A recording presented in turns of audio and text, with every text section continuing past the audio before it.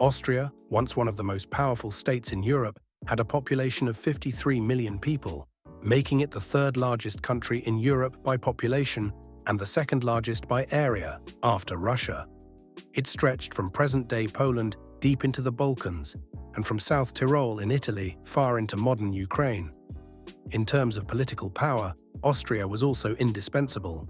The Habsburgs were involved in all significant European affairs, and the imperial palaces of Vienna symbolized supreme power, with the emperor deciding the future fate of Europe. However, when we look at Austria today, little remains of that former glory. It now ranks 18th in Europe by population and 20th in terms of area. Geopolitically, the country plays a relatively minor role. How did it come to be that Austria lost all its power in such a short time? Why did it have to cede 90% of its territory, and how did it cope with this massive loss? We will explore all these intriguing questions in today's video. Enjoy! Austria's rise was closely linked to the Habsburg family. Originally, they were a small noble family from the region of today's Swiss canton of Aargau. However, through clever marriage policies and territorial expansion, they rose to become one of the most powerful dynasties in Europe.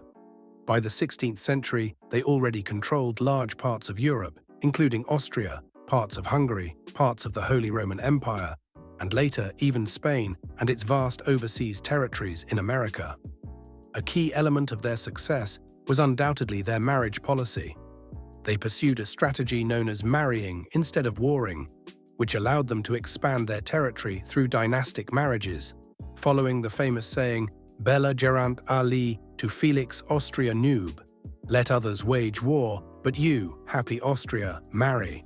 Thus, marriages within the family were common, leading to the distinctive feature of the strongly pronounced Habsburg lower lip. From the 17th and 18th centuries, Austria itself rose to become one of Europe's leading powers.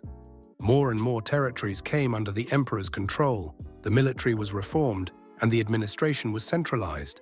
Under Maria Theresa and her son Joseph II, Austria gained significant cultural and political influence.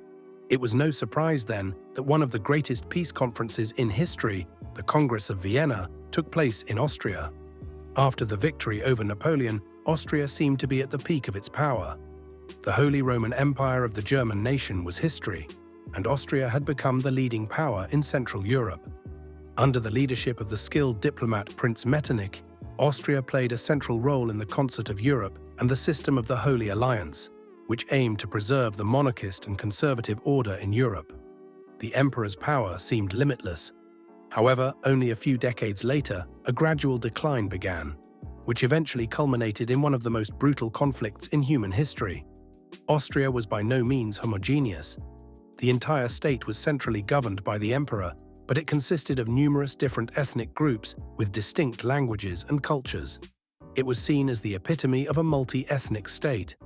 However, these peoples became increasingly dissatisfied with what they perceived as the arrogant rule from Vienna, especially in the context of the national movements from the mid-19th century onward. Not only in Germany or Italy were more and more citizens calling for their own nation-states, but there was also unrest within Austria-Hungary. Hungarians, Serbs, Czechs, Croats, and other ethnic groups demanded more rights and autonomy from the emperor. He naturally had little interest in relinquishing power, but was forced to make at least some concessions. During the Italian Wars of Independence, Austria suffered crucial defeats against France and the rising Kingdom of Italy.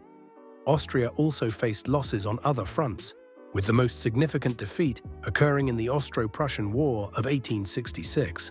Austria's defeat led to its exclusion from the German Confederation, losing its dominant position in Central Europe to Prussia. This resulted in a massive loss of prestige and further fueled internal tensions. The growing national aspirations, especially in Hungary, ultimately led to the Austro-Hungarian Compromise of 1867, transforming the Austrian Empire into the dual monarchy of Austria-Hungary.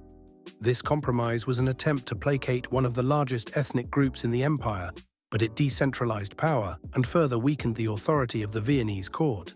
More problems emerged as Austria-Hungary lagged behind other European powers in terms of industrialization. This economic backwardness not only hindered the empire's competitiveness, but also weakened its military strength. In addition to ethnic conflicts, political conflicts between conservative and liberal forces became more frequent. Archduke Franz Ferdinand, the heir to the throne, was seen as a reformer with numerous ideas to reshape the rigid monarchy. One of his ideas was to establish the United States of Greater Austria, modeled after the USA, to create a balance among the various ethnic groups. I've already made a video about this, which I'll link at the end. However, the throne remained firmly in the hands of his uncle, Emperor Franz Joseph. This very conservative emperor ruled for almost 70 years and ultimately led Austria-Hungary into ruin. Moreover, Franz Ferdinand was assassinated in Sarajevo in 1914, dashing any hopes for reform. On the contrary, from that point on, things only worsened, bringing us to Austria's ultimate downfall. After the assassination of his nephew, Franz Joseph declared war on Serbia, triggering a chain reaction that led to World War I. This war turned out to be the ultimate catastrophe for the Habsburg monarchy. While it relied on past successes and remained convinced of its own power, the war changed everything. Despite initial successes, the empire was unable to withstand the strains of modern total war. Its economic resources were inadequate, and its multinational armies suffered from issues of loyalty and communication. As a result, the various peoples of the empire saw this as their opportunity for independence, delivering the final blow to the monarchy. The fronts collapsed one by one, and more nationalities, including Czechs, Slovaks, Hungarians, South Slavs, and Poles, declared their independence. They were further encouraged by the Allies' promises of self-determination, as put forward by US President Woodrow Wilson. In a last-ditch effort, the Austrian Reichsrat passed the People's Manifesto in October 1918, proposing to transform the monarchy into a federation with significant autonomy for the various nationalities. But this move came too late.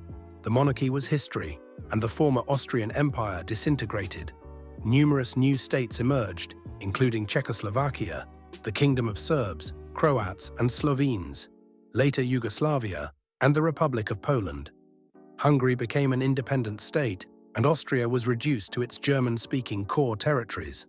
The Treaty of Saint-Germain in 1919 officially sealed the end of the Habsburg monarchy. Austria lost additional territories, such as South Tyrol to Italy and the region of Bukovina and parts of Banat to Romania. What remained was the Republic of Austria, with significantly reduced territory, and difficult times lay ahead for the small country. The territorial reduction also meant a significant loss of resources, population, and economic power. The loss of international significance also played a major role. The new Austria had little influence on European politics, leading to an identity crisis among its population. Many see this as the reason why Hitler was able to annex Austria so easily. Many Austrians wished to once again be part of a respected great power, and thus cheered when Germany annexed their small neighbor. Only after another world war did Austria accept its new role and declared its permanent neutrality. This allowed Austria to regain a respected place in international politics. Numerous organizations, such as the United Nations, OPEC, and the OSCE, opened offices in Vienna, making it a temporary capital of diplomacy. Since joining the European Union in 1995, Austria has played an active role in the EU, promoting European integration and advocating for the strengthening of the community.